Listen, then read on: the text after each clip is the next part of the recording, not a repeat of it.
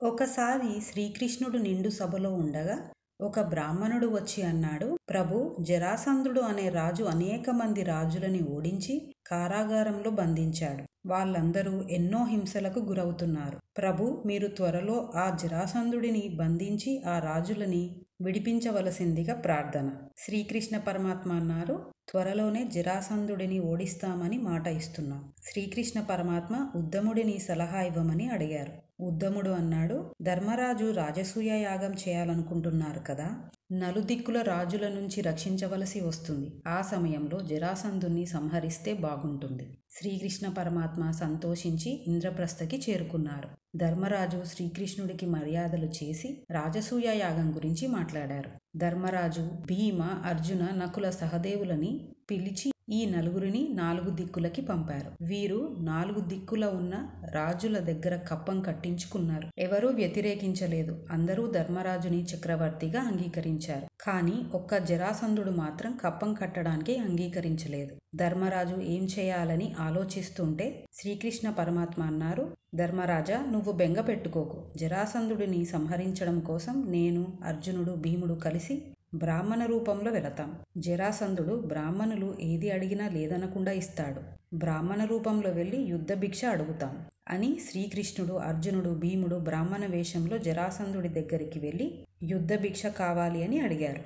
జరాసంధుడు వచ్చిన వాళ్ళు కృష్ణుడు, అర్జునుడు, భీముడు అని తెలుసుకొని నవ్వి కృష్ణుడితో అన్నాడు, నీ పౌరుషం నాకు తెలీదా? నేను యుద్ధానికి వస్తే పారిపోయిన వాడివి ఇవాళ యుద్ధ భిక్ష కోసం వచ్చావా? అడగడానికి నీకు సిగ్గు లేకపోవచ్చు, కానీ నేను పారిపోయిన వాడితో యుద్ధం చేయను. నా ఎదురుగా నిలబడ్డావేమిటి? పక్కకి జరుగు.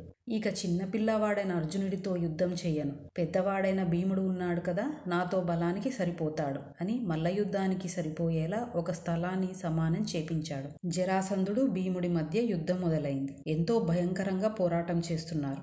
ఇద్దరి శరీరాల నుంచి రక్తం కారుతుంది. భీముడి శక్తి తగ్గకుండా శ్రీకృష్ణ పరమాత్మ తనలో ఉన్న శక్తిని భీముడిలో పెట్టారు. జరాసంధుడి శక్తి క్షీణిస్తుంది. శ్రీకృష్ణుడు భీముడి దృష్టిని ఆకర్షించి ఒక చెట్టు కొమ్మని తీసుకుని రెండుగా చీల్చి చూపించారు.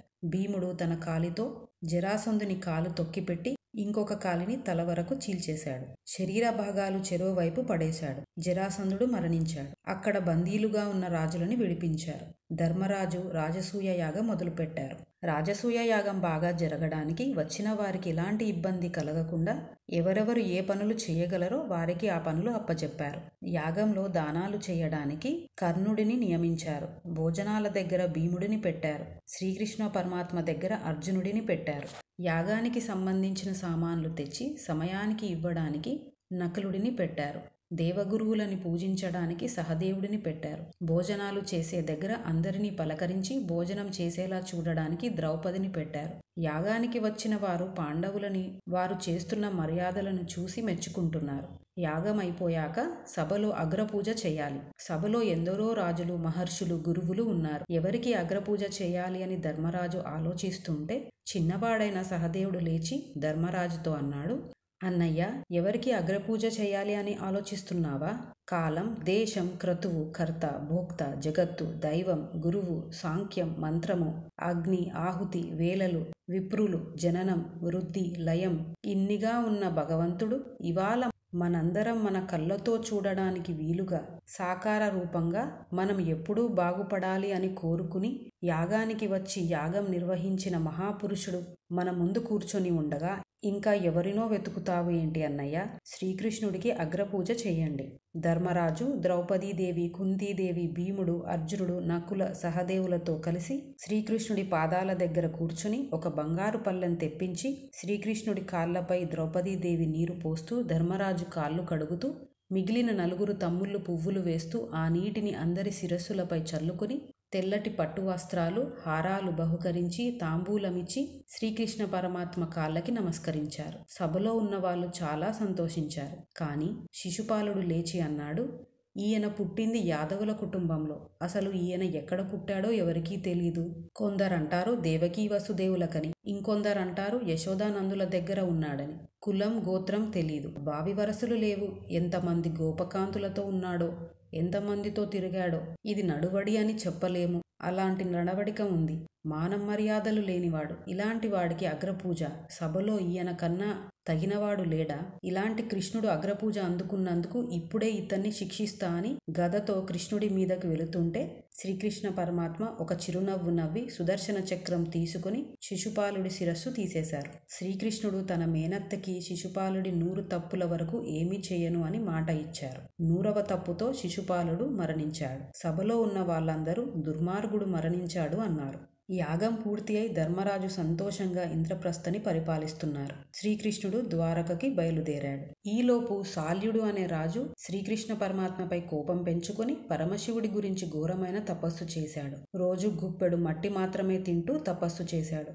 పరమశివుడు ప్రత్యక్షమై ఏం వరం కావాలి అని అడిగాడు. శాల్యుడు అన్నాడు, నేను ఇష్టం వచ్చినట్టు తిరిగే విమానం కావాలి.